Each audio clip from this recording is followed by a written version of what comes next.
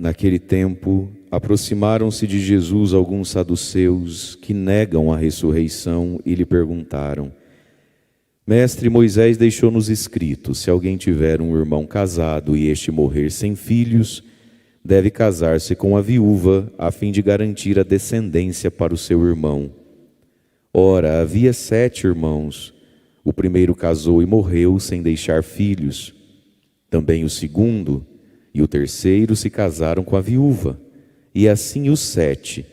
Todos eles morreram sem deixar filhos.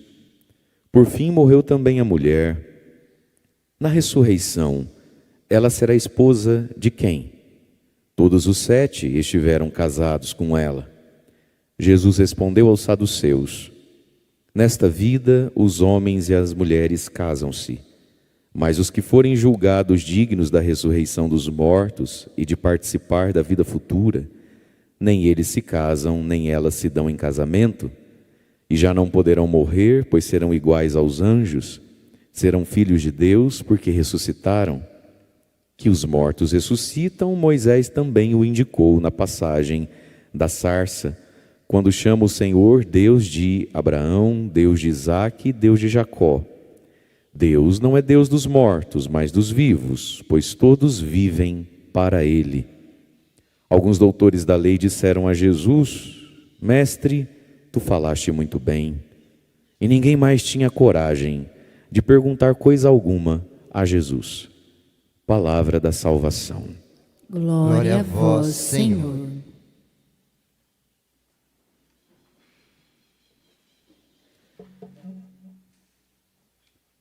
Irmãos e irmãs, nesse evangelho da mulher que matou 7 maridos, misericórdia, tem aqui para nós um profundo ensinamento a respeito da finalidade da nossa alma, da nossa vida. Nós nascemos para nos unir a Deus. Nós nascemos para sermos um com o Senhor, numa profunda aliança de amor. E nesse evangelho aqui, então, que nós escutamos, o Senhor nos aponta a finalidade na terra do matrimônio e também nos ajuda a entender, a partir desse texto, falando daquilo que vai ser o céu, a realidade da vida consagrada e do celibato, né, por amor a Deus e por amor ao reino dos céus. Mas tudo isso passa, no primeiro momento da nossa vida, também por a gente entender que essa vida aqui só vale a pena à medida em que a gente vive dentro da vontade de Deus e vive a conversão. A primeira leitura de hoje é do livro dos Macabeus, uma leitura longa, e vai falar de um sujeitinho aqui chamado Antíoco. Ele era rei, ele era poderoso, você entendeu a leitura. Ele mandava e desmandava, ele fazia tudo o que ele queria, e ele nunca tinha conhecido a derrota. E de tanto vencer, matar e explorar, o Antíoco então resolve, não é isso? Ir conquistando cidades, e quando ele escuta falar de uma tal de Elemaida na Pérsia, ele que já tinha 1000 cidades para governar, falou: eu quero a Elemaida na Pérsia. E vai para Elemaida na Pérsia arriscar a vida, corre o risco de morrer, monta um exército, mata um monte de gente, morre um tanto de gente, porque o bebê quer a Elemaida na Pérsia, não sossega. Para ele nada está bom. E ele vai então para mais uma guerra. O que acontece? Chega lá, ele sofre uma derrota. O plano dele é assoprado antes, quando ele chega já está todo mundo preparado, e lá se foi uma grande derrota, não é isso? Aí o que acontece? Diz aqui então a palavra, nós estamos lá no primeiro livro dos Macabeus, no capítulo 6, agora no versículo 8, olha só que interessante. Ouvindo as notícias da derrota e que o exército estava para perder, ele ficou espantado, ficou muito agitado, caiu de cama e adoeceu de tristeza, pois as coisas não tinham acontecido segundo o que ele esperava.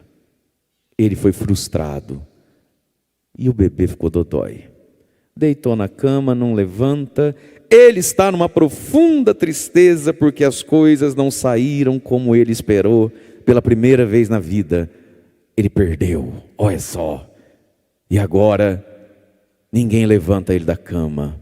E agora ele quer saber onde é que está Deus. E agora ele está em crise porque ele sofreu uma frustração, uma grande derrota. Não é isso? Versículo 9: ficou assim por muitos dias, recaindo sempre de novo numa profunda melancolia, sentiu que ia morrer, tudo porque pela primeira vez ele teve uma derrota. Ô Antíoco, tu não vai morrer não, filho. Quem morreu foi quem foi lá guerrear para você. Você não vai morrer, você está são e salvo e seguro no teu palácio. Mas gente, que coisa triste é a melancolia, a tristeza e o ficar remoendo derrota na vida. Que coisa triste. A pessoa chega às vezes diante de nós: padre, eu precisava de uma bênção. O que você tem? Eu sofro tanto, como ontem aqui, eu sofro tanto, eu sou alcoólatra. Meu Deus, quantos anos você tem? 32. Você começa a orar, aí vai lá ver, Deus começa a mostrar, tinha 6 anos, sofreu uma determinada situação na vida. Com 12 anos, aí foi morar na casa da tia, e com 15 anos, dos 15 anos para frente está uma bênção. Aí foi aos 6, foi aos 12, foi aos 15. E a pessoa trava naquela derrota e passa a vida inteira coçando essa ferida, como se não houvesse hoje, como se não houvesse amanhã. E numa profunda melancolia, tristeza: por que comigo? Por que eu? Se eu sou tão bom, por que não com ele? Essas perguntas, gente, que não tem resposta. Essas perguntas que a única coisa que explica é porque você está vivo e está na terra. Simples assim. Tem coisa que não tem o que dizer, não é verdade? A não ser perdoar, seguir em frente, buscar a Deus, tentar ser feliz. Mas o nosso ego, quando é ferido, revela o tamanho que tem. Olha, minha gente, muitos de nós, e eu me incluo nisso, podemos nos ter por humildes, por bons. Eu não ligo para essas coisas não, pá. Dinheiro não é tudo na vida. Vamos fazer faltar um tempo para ver se não é tudo para você. Não, porque a gente está aqui para servir a Deus, não está aqui por causa de padre. Vamos deixar eu pisar na bola um dia com você, passar em cima sem te cumprimentar, para ver se é por causa de Deus que você veio ou se era por causa de mim que você veio. Porque nós estamos aqui para fazer o bem, não é para se mostrar para os outros. Então vamos fazer alguém esquecer de te chamar e chamar outra no lugar, e nós vamos ver se é por isso mesmo. O nosso ego, quando ferido, revela o tamanho que tem. Nossas dores revelam muitas vezes o tamanho do nosso ego, minha gente. Claro que existem feridas muito tristes, existem coisas que é quase que um crime contra o outro, não se faz. Mas essas dores que não saram nunca, não é outra coisa que um ego enorme. E talvez, ao invés de nós irmos diante de Deus perguntar por quê, para quê, muitas pessoas já estão na hora diante de Deus pedir o dom da humildade. Fôssemos mais humildes, talvez já estivéssemos curados daquela dor. Fôssemos menores, fôssemos mais simples, se a gente se achasse menos, e fosse menos bobo também, porque a gente espera do outro a plenitude que só Deus tem. Talvez já estivéssemos curados. Um rei, em profunda melancolia, recaindo em tristeza, dizendo que vai morrer, sendo que ele está dentro de um palácio são e salvo. Por quê? Porque viveu uma frustração, homem ambicioso que era. Mas aí, tem algo aqui. As nossas dores, as nossas angústias, não podem ser anestesiadas, meus irmãos. As nossas dores, as nossas angústias precisam nos apontar para algum lugar, é como que uma bússola. Olha o que começa a acontecer com esse homem, versículo 10.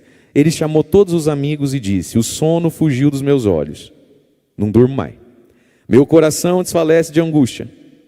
E estou dizendo a mim mesmo: a que grau de aflição cheguei, em que ondas me debato. Eu que era tão feliz e amado, quando era poderoso. Ele está começando a confessar seus pecados para os amigos, está começando a partilhar, está começando a fazer terapia, olha só. Marcou um horário com o padre, está abrindo a mala, está jogando para fora, está vomitando. Certo? E aí olha o que ele diz: eu que era tão feliz e amado quando era poderoso. Portanto, ele é um homem inseguro. Agora ele acha que ninguém mais o ama, porque ele teve uma derrota. Gente, quantos poderes humanos são profunda ilusão, dinheiro, beleza e saúde. No fundo a pessoa ela sabe que ela está dentro de uma bolha, que vai explodir qualquer hora, não é isso? Mas olha só que interessante. Ele era feliz e amado, então era assim que ele se julgava. Eu era tão feliz e amado quando era poderoso. A pergunta que eu faço, Antíoco, é: o que você quis ir fazer na Elimaida da Pérsia? Por que você quis mais uma cidade se você já tinha 1000? Você não era tão feliz e poderoso? Bate no peito e diga assim: eu sou feliz e sei. Eu sou feliz e sei. Diga assim: Senhor Deus, chega dessa historinha de eu era feliz e não sabia. Dá na tua cara que você acorda igual eu. Fala assim: eu sou e sei que sou feliz. Ó filho, se tu era tão amado assim, tão poderoso assim, o que você foi fazer na Elemaida? Para que você queria? A ambição pelo dinheiro, pelo poder, o ego de ter que mostrar que é o cara de novo. Sossega, rapaz. Pega a mulher e os filhos, vai passear um pouco, sabe? Vai ajudar alguém, se envolve com a igreja, vai rezar, trem, vai assistir os clipes, tá bonito pra caramba, os clipes novos do Frei Gilson, sabe? Não, mas ele precisa conquistar aquilo que ele já tem. Se era feliz, por que não ficou quieto? E aí começa, versículo 12. Me lembro agora das iniquidades que pratiquei em Jerusalém. Ó a culpa vindo aqui, ó. O remorso, os pecados não confessados. Lembro-me agora das iniquidades que pratiquei em Jerusalém. Apoderei-me de todos os objetos de prata e ouro que lá se encontravam. Ou seja, a fortuna que tenho, boa parte dela é roubo. O dinheiro que tem não é limpo, é sujo. E ele está envergonhado, porque muita dessa prata e desse ouro que ele roubou, ele também já tinha bastante. Você conhece gente que já é rica? E na hora de dividir herança, porque todo mundo tem uma cunhada ou um irmão pobre na família, né? Toda família é assim. Tem sempre um que alguma coisa aconteceu, alguma situação, então tem sempre um que é assim, muito sossegado de vida. Ele já está aposentado, os filhos dele estão aposentados, o netinho está aposentado já também, que nem nasceu, mas já vem aposentado para a vida. E na hora, às vezes, de dividir uma herança, tem sempre, não tem? Um irmão, uma irmã que casou errado, deu errado, você vive ali assim, contadinho, certinho todo mês. Mas ele quer dividir no mês certinho o Uno Mille da sogra 97, vale 12 conto aquela praga, mas ele quer 6 pau, é dele. É dele. Porque ele é um homem muito justo, ele gosta das coisas muito certinhas, sabe, padre? E aí ele começa a ver que ele roubou, explorou ouro e prata, sendo que ele já tinha bastante, e que portanto desse luxo todo tem coisa aqui que é ilegal, é imoral, é fora da lei, é sem nota e não era meu, era de alguém, mas eu peguei. Ladrão, ambicioso, bandidão. E tem mais ainda, né? Versículo 12. Mandei exterminar sem motivo os habitantes de Judá. A ira, a raiva, a vingança, o preconceito, sem motivo. Gente, todos nós temos algum nível, algum grau de dificuldade de perdoar o outro. Uns mais, outros menos. Mas todo mundo acho que já viu essa experiência. Quando uma pessoa às vezes está com uma doença muito severa, que não tem cura, vai morrer mesmo. Parece que o ser humano descasca e amolece, a grande maioria, não é? E aí aquilo que uma vida toda não perdoou, a pessoa começa, gente, que bobeira, chama ele lá, chama ele aqui, chama que eu peço perdão. O sofrimento, a dor, a proximidade da morte, ela tem o poder de limpar, de descascar os nossos olhos. Veja, coisas que esse homem nunca reconheceu, a dor está mostrando. Quantas coisas ele fez sem motivo, coisas das quais ele se vangloriava, porque tudo isso aqui que ele fazia, ele contava para os outros, porque ele tinha que se sentir maior. Agora ele tem vergonha, agora ele tem tristeza, sem motivo, matei tantas pessoas. E aí vem versículo 13, na cabeça dele: reconheço que é por causa disso, que essas desgraças me atingiram, e com profunda angústia vou morrer em terra estrangeira. Ele está reconhecendo que ele semeou coisa ruim na vida dele. Meus irmãos, está na hora de semear o bem. O que nós estamos fazendo com a nossa vida? Um homem que jogou a vida fora, ganhou o mundo, para terminar dessa forma. Por quê? Porque precisava, na cabeça louca dele, ganhar dinheiro e ter mais poder e passar por cima dos outros. Porque precisava se afirmar como homem, como líder, seja lá o que for, a vaidade do ego. E o ego da gente, quando é ferido, revela o tamanho que tem. Tudo isso, para a gente entender um pouquinho do evangelho de hoje. A questão do evangelho de hoje é qual? Casamento, então. No tempo de Jesus tinha dois grandes grupos entre os judeus. Se fosse hoje, os carismáticos e os tradicionais, dentro da fé judaica, fariseu e saduceu. A principal diferença entre eles, que eram todos observadores da lei, dos preceitos, dos rituais da fé, era a questão da ressurreição. Os saduceus não acreditavam em vida após a morte. Profundamente observadores da lei, dos 10 mandamentos, do culto, do templo. Mas para eles é o seguinte: morreu, acabou. Morreu, acabou. Mas era um pensamento muito conveniente. Quem eram os saduceus naquele tempo? Por volta de 200 a 250 famílias. Em todo o povo de Deus, no Israel inteiro, mais de milhões, eles eram reduzidos, os saduceus, em 250 famílias em Jerusalém. Eles eram donos da terra, do trigo, e donos, só eles tinham o direito no templo de comerciar os boi e as cabras para o sacrifício. Então eles eram muito, tem mais um muito ricos. Muito ricos. Então qual era a cabeça dele? Essas igrejas de esquina que tem até hoje. Você é amigo de Deus, por que você é pobre? Onde é que está Deus? Então, a prosperidade material, financeira, o ganhar a terra, o ganhar o mundo, e olhar para quem não tem o que ele tem e dizer: é porque Deus não te abençoou, Deus me abençoa. E é tão conveniente acreditar nessa teologia de que Deus existe, abençoa ou pune, tudo acaba aqui, e a gente mede a amizade com Deus pela riqueza e pela saúde. E é muito conveniente acreditar nisso quando você é um saduceu, quando você faz parte de 1% da população que tem metade da renda de todo mundo. É muito conveniente pensar assim, porque se existe céu, talvez o meu patrimônio tinha que ser menor, né?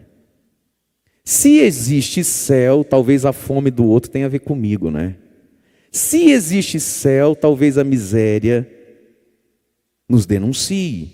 Meus irmãos, tem hora que o queixo da gente cai com a nossa, eu vou usar imaturidade, talvez a palavra mais amena que a gente tenha, infantil, que agora sim o Brasil é um país cristão. Nós não estamos vencendo fazer cesta básica. As pessoas estão comendo osso e carcaça. E hoje nós somos mais cristãos do que ontem. Por quê? Que evangelho a gente lê? Por que é que hoje o Brasil é um país mais cristão do que ontem? E os haters de plantão no comentário embaixo aí, podem ficar à vontade. Os que já estão me enxergando de vermelho, apesar de ser um verde Palmeiras maravilhoso, puxado no musgo. À vontade nos comentários, senhores. Vocês aqui só vão engolir mesmo, né?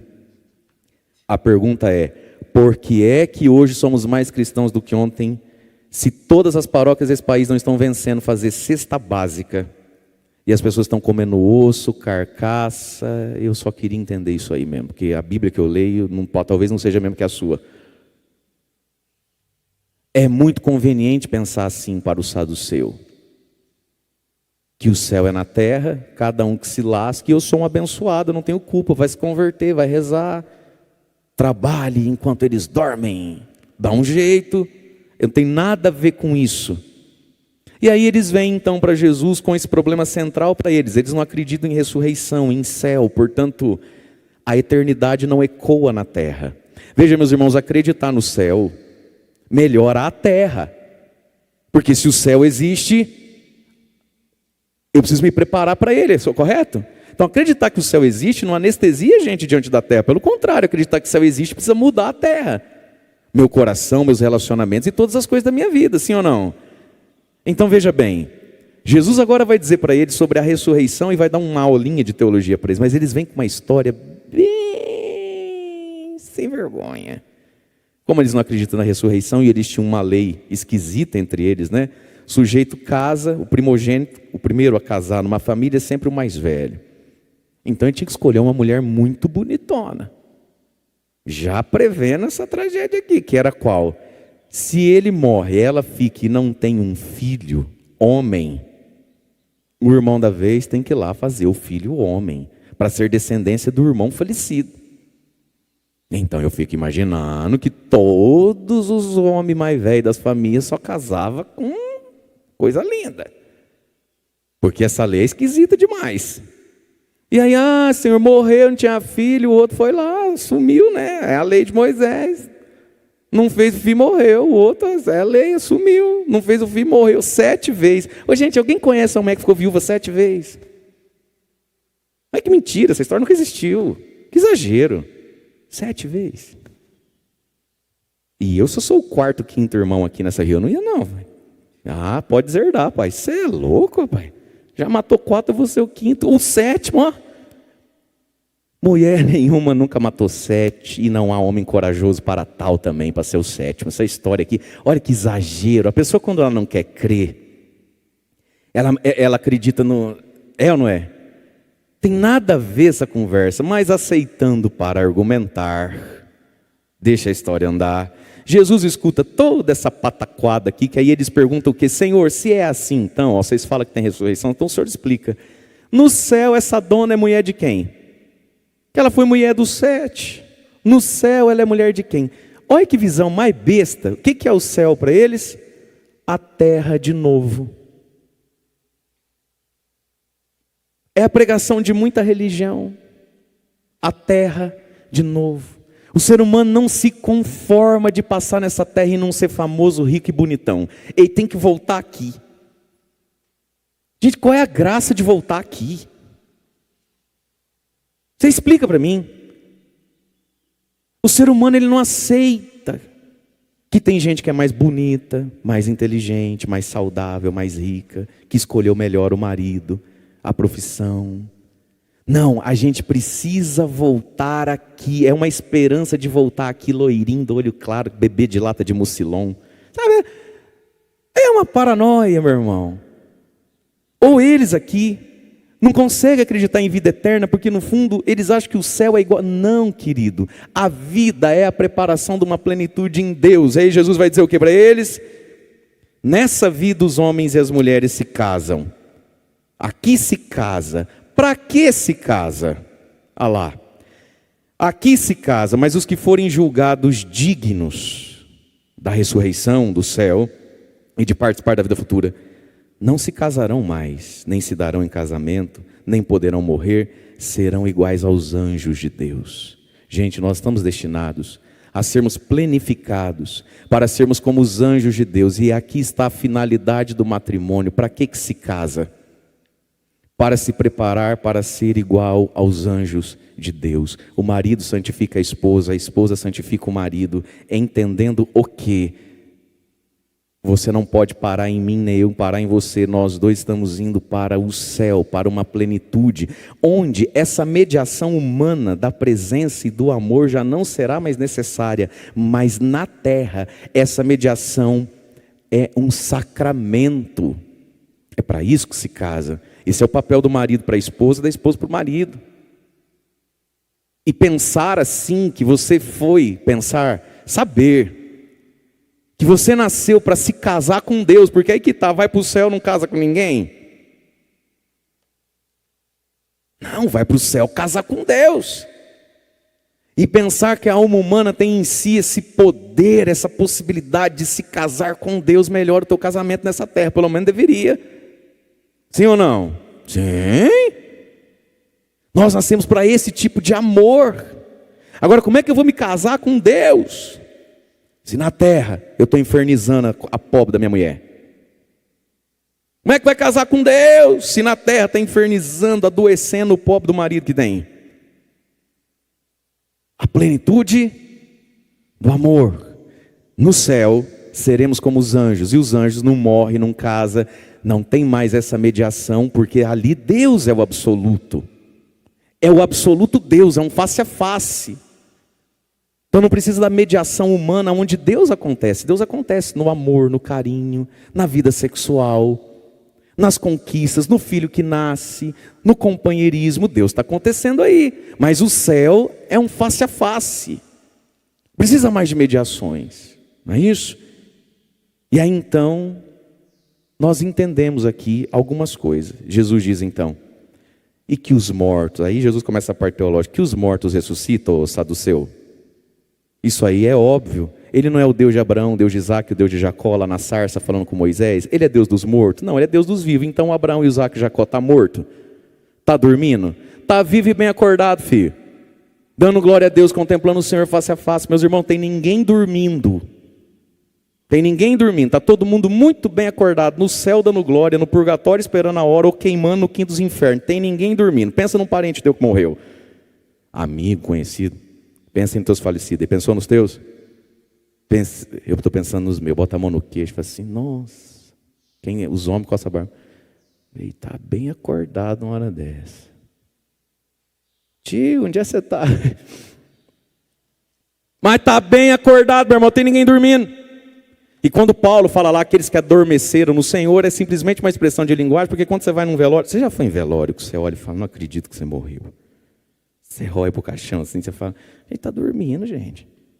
De um tempo atrás, fui num de um amigo, né, eu olhava assim e falava, acorda, para, já deu. A gente já chorou, você já viu que a gente te ama, viemos de longe. Agora leva...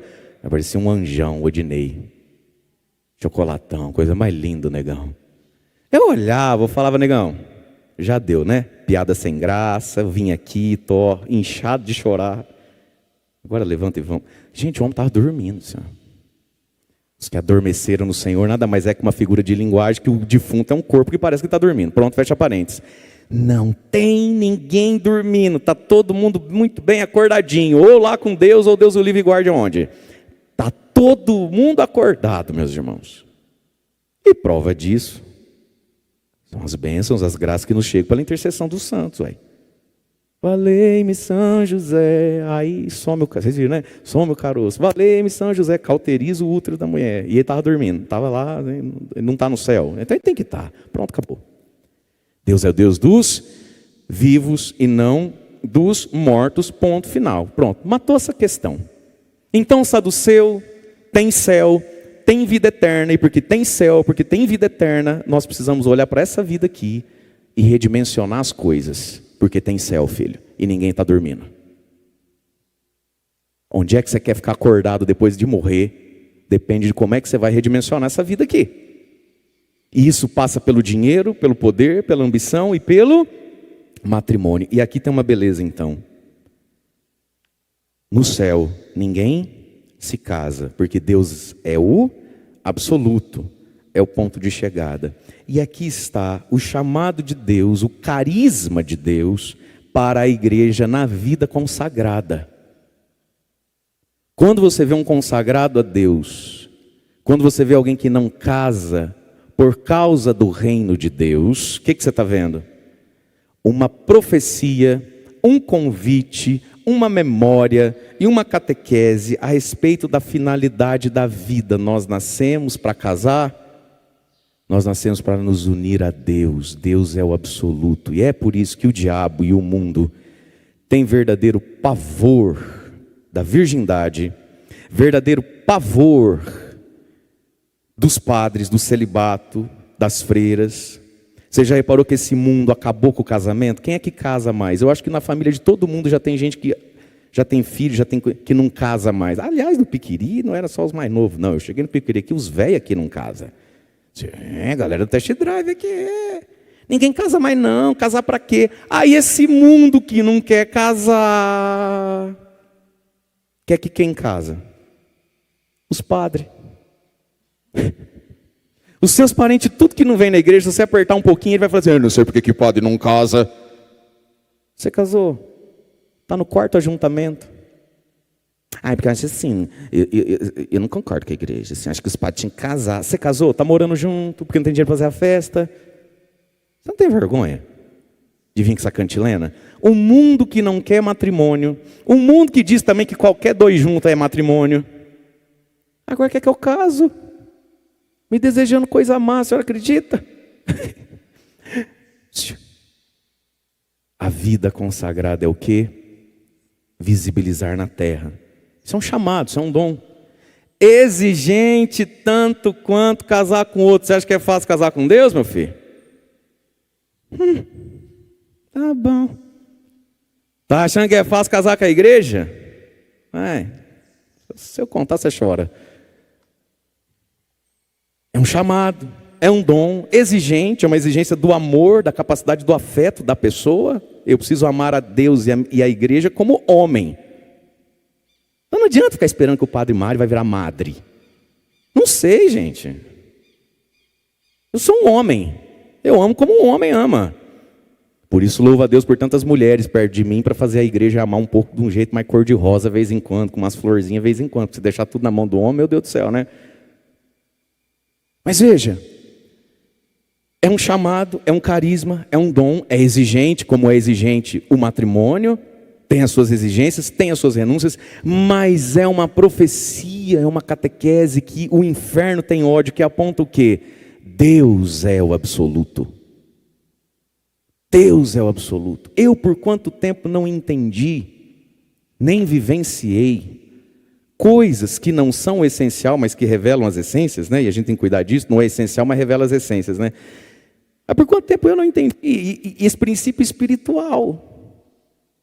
O maligno não gosta de que essas coisas fiquem visibilizadas.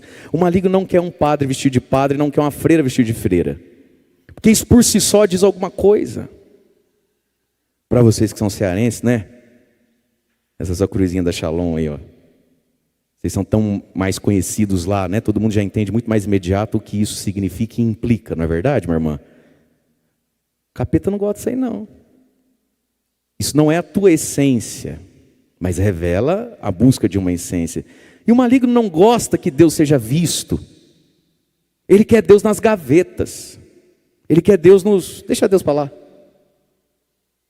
Então veja, no céu ninguém se casa. A igreja tem um carisma, pessoas convidadas a isso, que é viver essa consagração a Deus. Porque, como uma provocação a todos nós, Deus é o absoluto da vida. Essa semana a gente teve uma santa, Santa Isabel da Hungria. Coisa linda, mulherão, rica, piedosa, santa, casou com o rei lá, né? Teve 3 filhos, sempre muito devota, muito dedicada aos pobres, morreu. Você pensa o tanto de candidato a príncipe que não apareceu para Isabel. O que Bebel fez? Bebel foi lá, cortou o cabelo, se vestiu de franciscana, que ela era da ordem terceira. E ainda uma senhora muito jovem, no nosso linguajar, com lenha para queimar, dedicou a vida a Deus.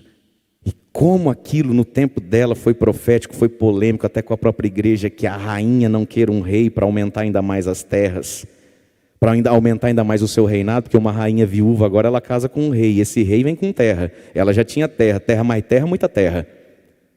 E ela abriu mão de todas essas coisas como um grande sinal para o próprio povo dela, para a igreja até hoje ela é celebrada. Deus é o absoluto, Deus é a alegria infinita, Deus é o fim das coisas, a finalidade das coisas. Então aquele povo, quando via uma mulher ainda jovial, bela e muito rica, se consagrando a Deus, não por recalque, não. Isso é uma profunda catequese, é um profundo chamamento para todos nós, de que Deus é a alegria final da vida, de que Deus é o absoluto. E essas coisas, meus irmãos, enfurecem as trevas, por quê?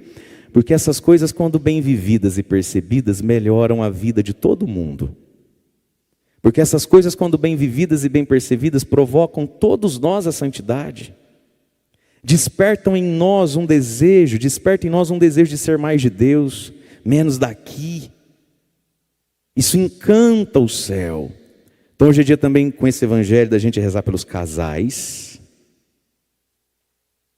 mas de rezar também por aqueles que Deus tem chamado a abrir mão disso, por um grande amor, por uma grande história, para que essa terra aqui seja melhorada e para que todos nós entendamos, nós nascemos para nos unir a Deus. Esse deveria ser o critério para escolher marido, para escolher esposa. Ele me une a Deus. Ela me une a Deus. Mas também, se permitir ouvir dentro do coração, ele me une, ela me uniria. Mas será que Deus me chama a me unir a Ele assim, com essa mediação, ou Deus me chama a ser uma profecia nessa terra? E veja, quem é chamado a ser uma profecia não fica sem o fruto dela. Deus não chamou ninguém para viver macerado, escangaiado, jogado pelos cantos, vitimado da própria escolha. A coisa mais feia do mundo é alguém viver a vocação vitimado dela, pobre de mim. Não. Deus, quando dá a vocação, Deus, quando dá a eleição, Deus, quando dá o chamado, Ele dá a graça, dá o fruto e dá o gozo. Há um sabor em sermos quem somos. Deus não chama alguém, o cano pelo qual a água passa fica seco, vive molhado.